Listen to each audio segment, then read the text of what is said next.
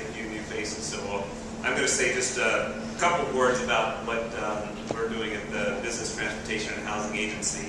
And then we're going to ask each of our distinguished panelists to not only introduce themselves and their background, but they'll have a few words to say about the perspective that they bring to the topic that we're discussing this afternoon. And then we're going to go right into the discussion, and soon we'll be asking you all to fill out some speaker cards if you have some questions or issues you want to throw out in the conversation. So go ahead and start thinking about some of those things as well. But why don't we go right into the discussion this afternoon, and then we'll look forward to having some interactive dialogue as well. For those of you who may not be aware, the Business Transportation Housing Agency is one of the biggest agencies in the state of California, and with our portfolio or responsibilities for economic development, housing, transportation, international trade and development, and a long list of other things, we are kind of at the epicenter of the infrastructure discussion and debate in California, not only with regard to roads and bridges, but also water, energy, and broadband technology and lots of other things as well. And so we have, a lot of people don't know that we are the oversight agency for the state's infrastructure and economic development bank, which I chair. We also have some responsibilities in connection with high-speed rail, which we're going to talk about today. Caltrans has a large role with regard to intercity and commuter rail, and also the portion of the bond dollars that have been made available for high-speed rail in California. We're also a key player in the state's Strategic Growth Council, which is a new entity created about 2 years ago that is set up in order to foster collaboration and to look across agencies at our long-term infrastructure needs. And we are also the home of the state's new Public Infrastructure Advisory Commission, which is an entity that was created in February of 2009 as part of our transportation P3 statute. And that commission is charged with evolving into what you might think of as a center of excellence in the state of California. And unfortunately, it's created in the height of a fiscal crisis, so it's not well funded and staffed, but it does have a statutory responsibility to look across the globe and identify P3 opportunities and best practices, and they have been busy in that effort. When we talk about P3s at our agency in the state of California, we're really not just talking about public-private partnerships. When you say P3s to BT&H, what that really means is projects, programs, and people.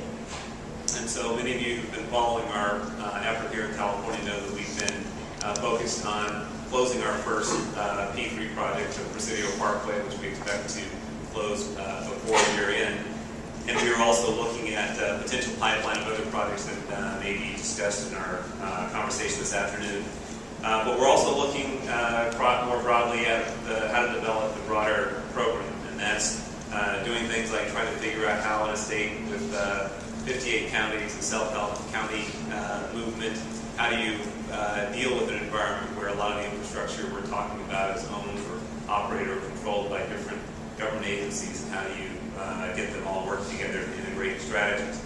Our program also includes, as I mentioned a minute ago, looking across sectors. We're working right now, working with the PUC and Department of Public Health and water boards, looking at the infrastructure needs that are not only here today, but those that are going to be driven by future regulations, whether it's the Clean Water Act or other federal regulations.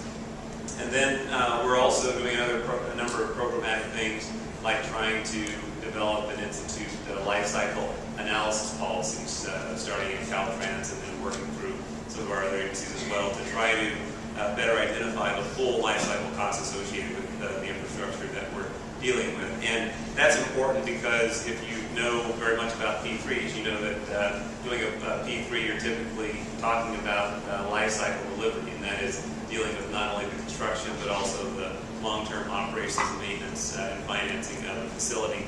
And oftentimes the picture is skewed when you see one price tag or $1 associated with a P3 that reflects the life cycle delivery cost on one hand versus the typical capital cost, which is what government historically looks at when we're evaluating projects. And so we're doing all that we can to not just focus on our specific project, but also make a number of changes in our programs in the way that we we operate.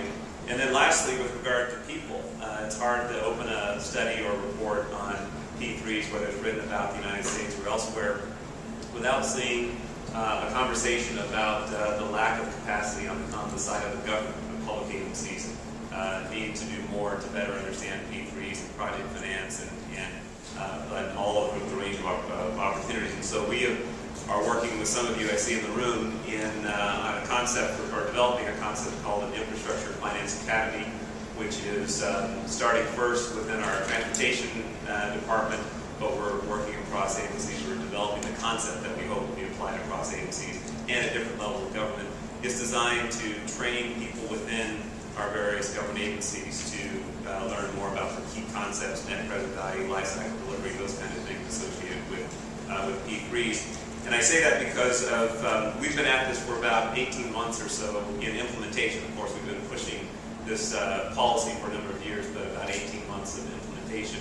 And one thing that we have observed, or I have observed, in talking with probably dozens, if not hundreds, of government officials, whether they're in transportation, the courthouses, vertical infrastructure, water, energy, and across the board, is that we know that this is not a program or a process that can be instituted from the top down. So you can't have, whether it's from Washington or even in Sacramento, saying, hey, we're going to do a project from the top-down perspective.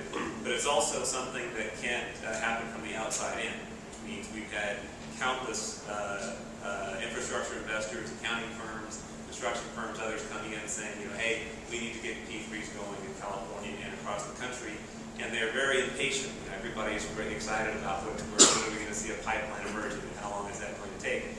And so I'm reminding everybody that really to have a long-term program in California and elsewhere, we really need to lay the groundwork to have the program evolve organically, which means we need to start preparing the workforce within our respective infrastructure agencies to start thinking along the lines of life cycle delivery, value for money, and those things. And so we're going to be developing the workforce within our respective agencies.